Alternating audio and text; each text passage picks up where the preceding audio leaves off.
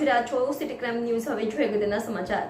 વિશ્વ પર્યાવરણ દિવસની ઉજવણીના ભાગરૂપે 5 દિવસ દરમિયાન દરરોજ એક ટ્રાફિક સિગ્નલ પર ટ્રી પ્લાન્ટેશન ડ્રાઈવ, મફત વાહન પીયુસી ચેકઅપ કેમ્પ અને કુલિંગ ઝોન મફત છાશ વિતરણ કરવામાં આવશે।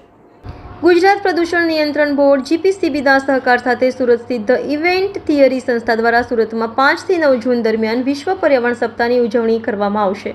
5 દિવસ દરમિયાન દરરોજ એક ટ્રાફિક સિગ્નલ પર ગ્રીન કોર્નર બનાવવામાં આવશે, જે અંતર્ગત ટ્રાફિકના નિયમોનું પાલન કરતા ટ્રી પ્લાન્ટેશન ડ્રાઈવ, મફત વાહન પીયુસી ચેકઅપ કેમ્પ અને કુલિંગ ઝોન મફત છાશ વિતરણ કરવામાં આવશે। તો ઇવેન્ટ થિયરીના સંસ્થાપક રામઅવતાર યાદવે જણાવ્યું હતું કે સુરતને હરિયાળા શહેરમાં પરિવર્તિત કરવા પર ધ્યાન કેન્દ્રિત કરવા સાથે અમે 5 જૂને ઉજવવામાં આવતા વિશ્વ પર્યાવરણ દિવસના સન્માનમાં એક યુનિક પહેલ ગ્રીન કોર્નર રજૂ કરી રહ્યા છીએ। ગ્રીન કોર્નરનો ઉદ્દેશ્ય પર્યાવરણીય જવાબદારીની ભાવના કેળવવાનો છે।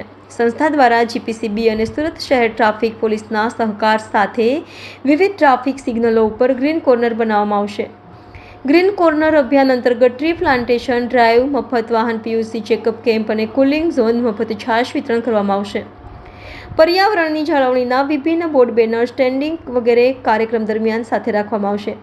તેમણે વધુમાં જણાવ્યું હતું કે ટ્રાફિક સિગ્નલને લાઈવ ગ્રીન કોર્નર્સમાં રૂપાંતરિત કરીને અમે ટ્રાફિકના નીતિ નિયમોનું પાલન કરવા સાથે પર્યાવરણ સંરક્ષણની ભાવનાનો વ્યવહાર કેળવવાનો મેસેજ આપવા માંગે છીએ। આ પહેલા નાગરિકોને પર્યાવરણ જતન માટે એક પ્રેરણા અને સશક્તિકરણ માટે એક પ્લેટફોર્મ તરીકે કામ કરશે।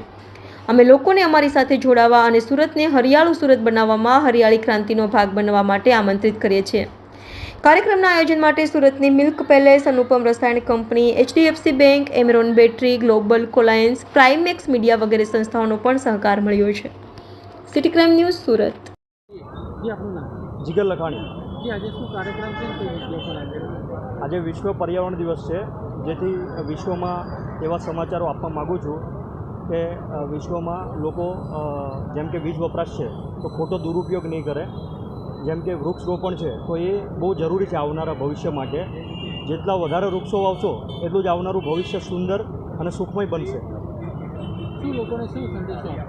લોકોને એટલો જ સંદેશો આપવા માગું છું, જ્યાં જરૂર હોય ત્યાં એટલો જ વપરાશ કરે, જેમ કે વાહનોનો દુરુપયોગ ઓછો કરો, જેથી કરીને પ્રદૂષણ ઓછું થાય।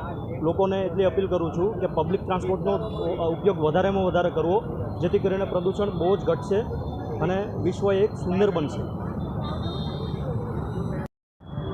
મારું નામ રાકેશ ભાટિયા છે અને હું એમરોન બેટરી ભેડિયા ટ્રેડિંગ પ્રાઇવેટ લિમિટેડ તરફથી સુરતથી આવ્યો છું, જે છેલ્લા 22 વર્ષથી સુરતમાં એમરોન બેટરીના ડિસ્ટ્રીબ્યુટર છું।